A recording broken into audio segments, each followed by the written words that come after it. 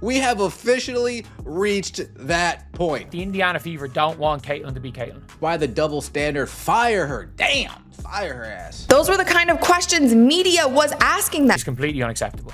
It is completely unacceptable. One of the assistant coaches chasing Caitlin Clark down as she's riling up the crowd.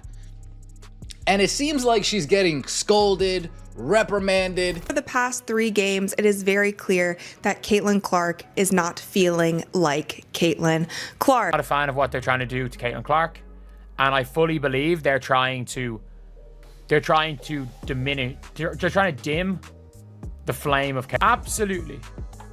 Absolutely beat the crap out of it. This isn't just a rumor, it's a confirmed bombshell that's rocking the WNBA to its core, and it's all tied back to our queen, Caitlin Clark. The video title says it all, but the actual truth is even more insane. Fever coach just got fired after attacking Caitlin Clark. You can't just grab a player. Like, I'm sorry, you can't just, the player's walking back, you can't just grab a player. This is insane. Yes, you heard that right. The head coach of the Indiana Fever, the person supposedly leading this team, has been shown the door. And trust me, this isn't just a routine coaching change. My sources are buzzing, and the whispers confirm it. This firing is a direct consequence of a pattern of what can only be described as systematic attacks on Caitlin Clark, both on and off the court. This isn't some minor disagreement, this is a full-blown reckoning. If a coach did this to any other player in the league, they'd be fired. A power struggle that has boiled over into an undeniable, public implosion.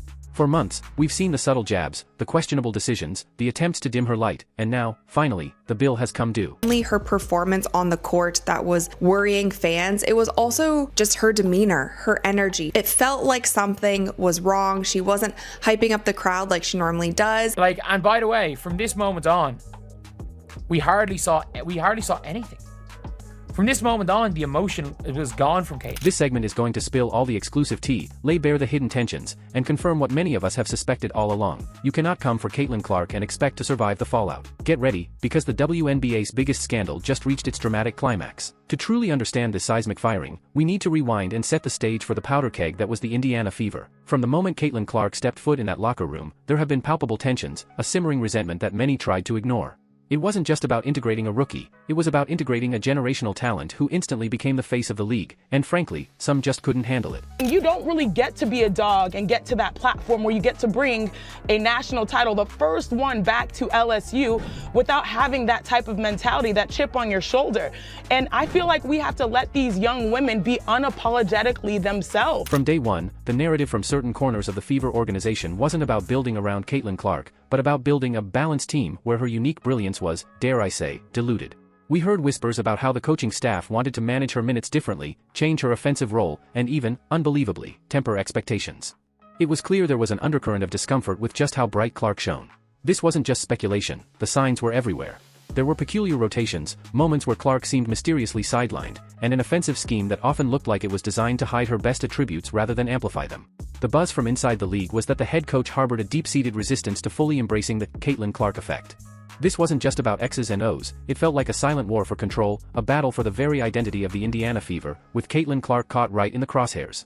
The tension was building, game by game, loss by loss, and everyone who was paying attention knew something had to give. The whispers, the subtle snubs, the questionable coaching decisions, they all reached a fever pitch in one singular, egregious incident that ripped the lid off the entire controversy. She's not like this during the game. That's not Caitlin. That's not who she is. And if you want to turn her into that, that's going to have more negative repercussions than positive outcomes. You cannot try to turn a player who plays off emotion into a robot. It's not going to work. I'm talking about a specific moment, captured by countless cameras, that made everyone's jaw drop and solidified the belief that the Fever's head coach was actively working against Caitlin Clark, not for her. Picture this, it's a critical game, the pressure is immense, and Caitlin Clark, displaying the fire and leadership we all know and love, is trying to rally her teammates in a huddle. She's passionate, she's vocal, doing exactly what any star player should do to ignite her team. But what happens next isn't encouragement from her coach, it's an alleged act of pure sabotage. My sources indicate that instead of supporting her, the head coach, in a stunning and calculated move, effectively shut her down. It wasn't a private word, it was an overt dismissal of Clark's leadership in front of the entire team, making it abundantly clear who was supposedly in charge. The message was chilling: we want your talent, but not your voice. We want the attention you bring, but not your control. This wasn't just a coaching blunder, this was a public, deliberate attack on Clark's authority and spirit. It showed the world that this coach wasn't just inept, they were actively trying to diminish their own superstar. That moment, caught on camera and debated endlessly online, was the unmistakable breaking point that sealed the coach's fate and ignited the fanbase's fury. Was out with injury that the WNBA does better when she is on the court. The WNBA ratings across the league dropped by over 50% when Caitlin Clark was out with injury, and this is obviously such a crucial time and a crucial year. Let's get into the real tea simmering beneath the surface, the whispers that truly explain how this catastrophic situation spiraled out of control. This wasn't just about a coach losing games, this was about deep-seated resentments and a shocking perceived jealousy that poisoned the Indiana Fever from within. My intel suggests that the coach's alleged attacks on Caitlin Clark weren't just about strategy, they were fueled by something far more insidious. The word from inside the league is that a significant factor was an almost irrational desire from certain elements within the Fever organization to get the Caitlin Clark effect without actually giving Caitlin Clark the credit or, more importantly, the control. There were strong indications that the coach resented the instantaneous global spotlight on Clark, viewing it as a threat to their own authority and vision. This led to subtle, yet devastating, decisions designed to dilute Clark's impact. I'm talking about running peculiar offensive sets that kept the ball out of her hands, pushing for a team-first narrative that seemingly meant everyone but Caitlin gets the glory, and even, some believe, covertly encouraging other players to embrace a more physical, almost antagonistic approach against her, without fear of reprisal. Fans, bless their detective hearts, picked up on all of it. Social media was flooded with side-by-side clips, showing glaring discrepancies in how Clark was officiated compared to other stars, how her teammates reacted, or didn't react, to hard fouls on her, and how her on-court role seemed to shrink when it should have expanded. The collective outrage wasn't just about winning, it was about the perceived disrespect, the blatant attempts to stifle a generational talent. The WNBA itself, many believe, turned a blind eye to these escalating tensions, hoping it would just blow over rather than addressing the core issue of a star being seemingly undermined by her own coach. This was more than just bad coaching, it was a psychological warfare being waged against their own golden goose. The defining incident, that public act of alleged undermining, shattered any illusion of harmony within the Indiana Fever and ignited an unprecedented, furious backlash. What followed was an absolute maelstrom of fan outrage and public condemnation that made it impossible for the WNBA or the Fever to ignore. In the immediate aftermath, social media exploded. Fans, who had been patiently keeping receipts on every suspicious moment and questionable decision, unleashed a torrent of undeniable evidence. We saw montages of Clark's best plays being sidelined, breakdowns of perplexing rotations, and calls for accountability that echoed across every platform. It wasn't just anger, it was a highly organized, digital rebellion. Boycott threats against merchandise and tickets began to gain serious traction, hitting the Fever where it truly hurt. But this is Caitlin Clark. This is Caitlin at her best, when she is relentless. When she is relentless, when she's getting the crowd involved. Nothing makes sense. Nothing makes sense here. And they're trying to make her fit in to what the WNBA used to be, rather than fit out and be her. Referees are threatening a tech for hyping up the crowd. Go take your tech. This is sports. This is sports. You take a tech. I don't care. We treat this sport like it's men's sport. The pressure mounted not just from the fanbase, but from whispers among other players and agents around the league. The perceived unfairness, the blatant lack of protection for the league's biggest draw, was a stain on the WNBA's image. While the league maintained a tight lip, the sheer volume and intensity of the backlash became a force they could no longer contain. And then came the moment everyone was waiting for, the official announcement that, for many, was a long time coming. The Indiana Fever, buckling under the immense public pressure and the undeniable evidence of internal discord, fired their head coach. It was a move that sent shockwaves, a definitive acknowledgement that the attacks on Caitlin Clark, whether direct or indirect, had become unsustainable. The chaotic scene, the intense public reactions, and the ultimate removal of the coach solidified this controversy as a pivotal moment, a climax that proved the power of the fans and the undeniable value of their superstar. So, the coach is fired. Justice served, right? Not so fast. While the immediate removal of the Fever's head coach feels like a victory, we have to critically analyze the timing and the WNBA's broader response, because it reeks of damage control and hypocrisy.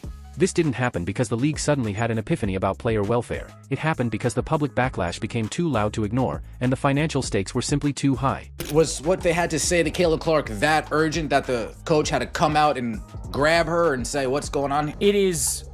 Caitlin literally goes, well, it's like, well, they're trying to tell... My team are trying to stop me from doing this, but that's when I'm at my best. She keeps getting asked interview questions about it. It's like, oh, they're trying to get you to do this. They're trying to get you to do this. Pisses off everybody whenever we say it.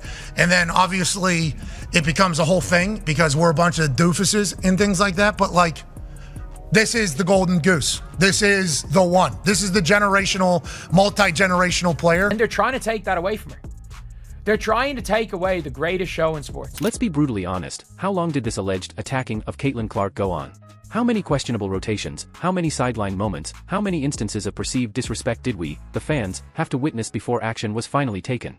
The league's initial inaction speaks volumes. It feels less like a genuine concern for Clark's development or well-being, and more like a desperate scramble to protect their golden goose when she was on the verge of being irrevocably tarnished by their own team. Think about how other star players, particularly those without the unprecedented financial draw of a Caitlin Clark, might have been treated in a similar situation. Would the response have been this swift, this decisive? My gut, and the history of this league, tells me probably not. This feels like the WNBA's hand was forced, a reactive measure to stem a bleeding wound, rather than a proactive commitment to fostering its stars and ensuring fair play. The narrative of a coach attacking their franchise player highlights a profound failure in leadership, both within the Fever organization and, arguably, at the league level, to safeguard their most valuable asset. It's a stark reminder that while the WNBA claims to embrace its stars, the true test comes when those stars challenge the established order or when their brilliance exposes the incompetence around them. The firing of the Fever's coach, while a dramatic resolution to one chapter, opens up an entirely new, critical conversation about the future of the WNBA. This isn't just about one team anymore, it's a stark warning to every franchise and the league itself.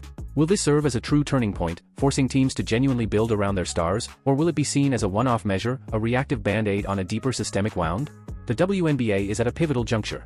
Caitlin Clark isn't just a player, she's a cultural phenomenon who has single-handedly elevated this league to unprecedented heights of visibility and revenue. How the league, and individual franchises, choose to treat their biggest draws will dictate their success, or their ultimate downfall. This incident exposes the fragile balance between traditional team structures and the undeniable power of individual star athletes in the modern sports landscape. The message is clear: if you can't embrace and elevate your stars, you risk everything.